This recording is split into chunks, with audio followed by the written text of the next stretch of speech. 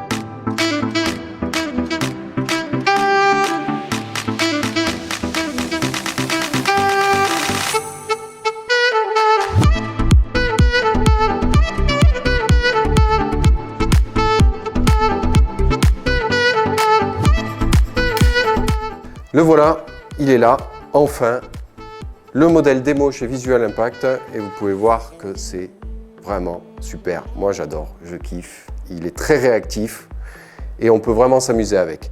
Alors ce Ronin 4D, il est équipé d'un capteur CMOS full frame et d'une monture DX. Alors cette monture DX, on peut adapter dessus 3 montures différentes, notamment donc la monture DL de chez DJI où on peut avoir 3 objectifs en option, c'est-à-dire un objectif 35 mm, un objectif 24 mm et un objectif 50 mm.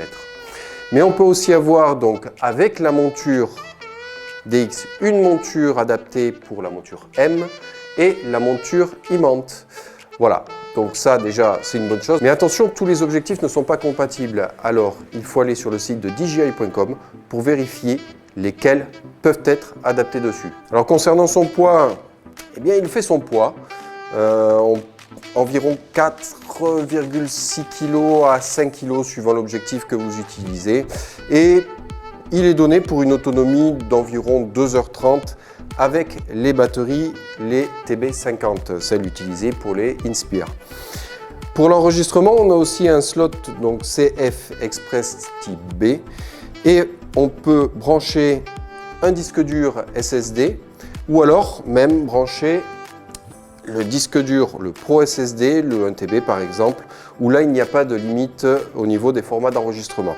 Le Ronin 4D est aussi équipé d'un accessoire très intéressant, c'est plus facile que la mise au point manuelle, c'est le spectre LiDAR qui est juste ici, donc la mise au point beaucoup plus facile.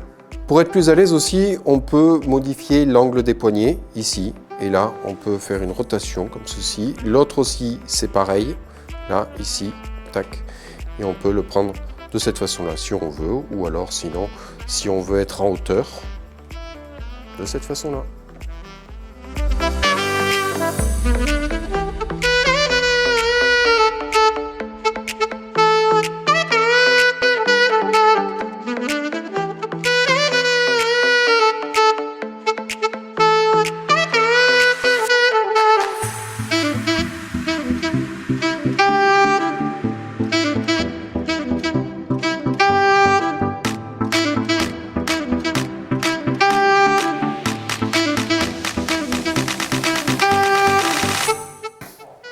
Très pratique aussi, c'est cette molette qui sert pour la mise au point, mais pas que. Lorsqu'on appuie sur la fonction mode, on peut par exemple faire varier les filtres ND et là la molette change de comportement. On a des crans et ces crans, on peut modifier les filtres ND. Ou alors, je change de mode, je peux modifier mon ISO, pareil, la molette se met en mode cranté. Et par contre, pour le diaph, intéressant, donc là on enlève le mode cranté sur la molette, elle devient souple pour une meilleure précision. Autre avantage très intéressant, c'est que le Ronin 4D est équipé de filtres ND de 9 stops. Et regardez, donc ils sont intégrés comme ceci, on les voit, on peut les changer.